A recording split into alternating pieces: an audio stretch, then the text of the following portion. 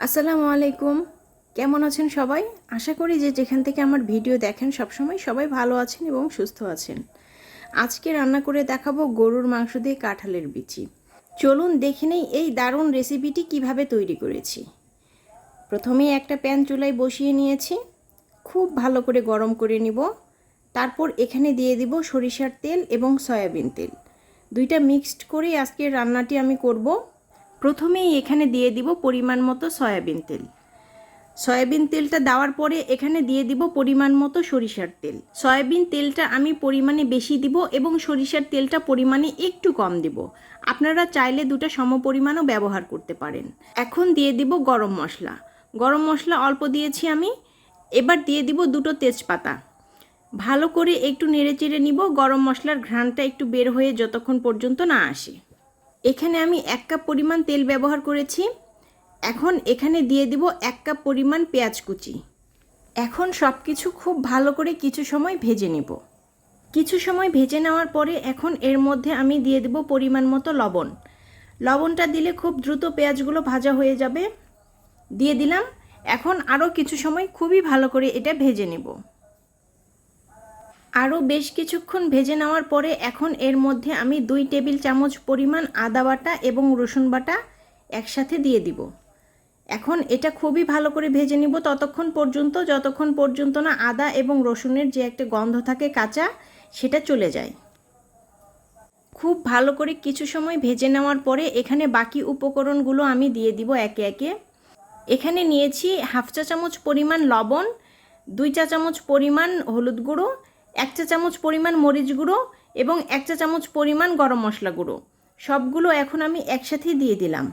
এখন আবারও এগুলো খুব ভালো করে একসাথে মিশিয়ে নেব কিছু সময়।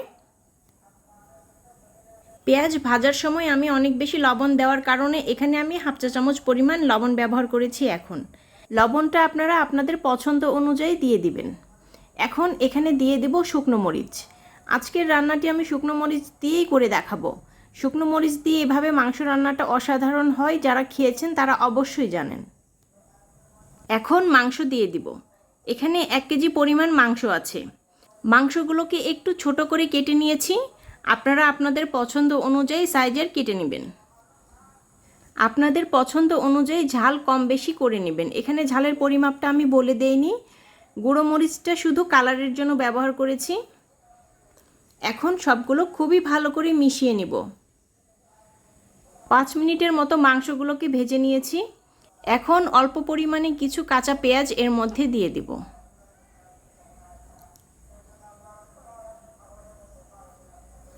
আবারও খুব ভালো করে ভেজে নিব যতক্ষণ পর্যন্ত না মাংসগুলো খুবই ভালো করে ভাজা হয় এবং মাংসর কাঁচা যে গন্ধটা থাকে সেটা একদমই চলে না যায়। বেশ কিছুক্ষণ মাংসগুলো ভেজে নেওয়ার পরে মাংসটা এখন হয়েছে এরকম। আরও কিছু সময় আমি এটা ভেজে নিব। মাংসটা যত বেশি ভালো ভাজা হবে খেতে এটা ততই বেশি ভালো লাগবে। মাংসটা খুব ভালো করে ভাজা হয়ে গিয়েছে। এখন এখানে দিয়ে দিলাম সেদ্ধ হওয়ার জন্য পরিমাণ মতো পানি। এখন একটু নাড়াচাড়া করে এটা ঢেকে দেব সেদ্ধ হওয়ার জন্য। এর মধ্যে আমি 2-1 বার ঢাকনা উঠিয়ে মাংসগুলোকে নেড়েচেড়ে নিয়েছি। এখন মাংসগুলো খুব ভালো করে সেদ্ধ হয়ে গেছে। এবার মাংসগুলোকে খুবই ভালো করে কষিয়ে নিব যতক্ষণ পর্যন্ত না পানিগুলো একদমই শুকিয়ে যাচ্ছে এবং মাংস থেকে তেল না বের হয়ে আসছে। বেশ কিছুক্ষণ এভাবেই আমি কষিয়ে নিয়েছি। এখন এর মধ্যে দিয়ে দেব পরিষ্কার করে রাখা কাঁঠালের বিচিগুলো। কাঁঠালের বিচির কোনো নির্দিষ্ট পরিমাপ নেই, আপনাদের যতটুকু ভালো লাগে দিতে ইচ্ছা করে দিয়ে নেবেন। এখন এগুলো সহ খুব ভালো করে আরও কিছু সময় মাংসগুলোকে কষিয়ে নেব। খেয়াল রাখবেন মাংস যেন কোনোভাবেই পুড়ে না যায়। মাংস পুড়ে গেলে মাংসের যে কালারটা থাকে সেটা নষ্ট হয়ে যাবে এবং খেতেও ভালো লাগবে না। বেশ কিছুক্ষণ অল্প আঁচে মাংসগুলো ভেজে নেওয়ার পরে এখন মাংসগুলো খুবই সুন্দর করে ভাজা হয়েছে। এখন এর মধ্যে দিয়ে দেব পরিমাণ মতো পানি। যে যতটুকু ঝোল খেতে পছন্দ করেন বা রাখতে চান ততটুকু পরিমাণে দিয়ে দিবেন। পানি দেওয়ার পরে একটু উল্টে পাল্টে দেব সব কিছু একসাথে ভালো করে। তারপরে এখানে ঢাকনা দিয়ে দিব খুব ভালো করে সেদ্ধ হওয়ার জন্য। এর মধ্যে কয়েকবার ঢাকনা উঠিয়ে নেড়ে দিয়েছিলাম আমি এবং চেক করে নিয়েছি কাঁঠালের বিচিগুলো খুবই ভালো করে সেদ্ধ হয়ে গেছে। এখন এর মধ্যে দিয়ে দিব কয়েক কোয়া রসুন। এটা একদমই অপশনাল, না চাইলে স্কিপও করতে পারেন। রসুন দিয়ে খুব ভালো করে মাংসগুলোকে উল্টে পাল্টে দেব। তারপর এখানে শুধুমাত্র ফ্লেভারের জন্য দিয়ে দিব 5 থেকে 6টা কাঁচামরিচ দিয়ে দিলাম। এখন আরও কিছু সময় ভালো করে এটা নেড়ে চেড়ে নিব। তারপর এর মধ্যে দিয়ে দিব হাফ চা চামচ পরিমাণ গরম মশলার গুঁড়ো দিয়ে খুব ভালো করে একটু সময় এটা ঢাকনা দিয়ে ঢেকে রেখে দেব আমি। মাংসগুলো এখন একদমই রেডি হয়ে গিয়েছে। দেখতেই পাচ্ছেন কতটা সুন্দর লাগছে দেখতে, কালারটা খুবই অসাধারণ এবং ঘ্রাণ তো মাশাআল্লাহ অনেক সুন্দর বের হয়েছে। এখন চুলাটা অফ করে দিব। তারপর একটু সময় এটা ঠান্ডা করে নিব। তারপর আপনাদেরকে পরিবেশন করে দেখাবো। এখন মাংসগুলো পরিবেশনের পালা। তৈরি হয়ে গেল মজাদার কাঁঠালের বিচি দিয়ে গরুর মাংস রান্না। রান্নাটি যে কতটা অসাধারণ হয়েছে আপনারা একবার না রান্না করে খেলে একদমই বুঝতে পারবেন না।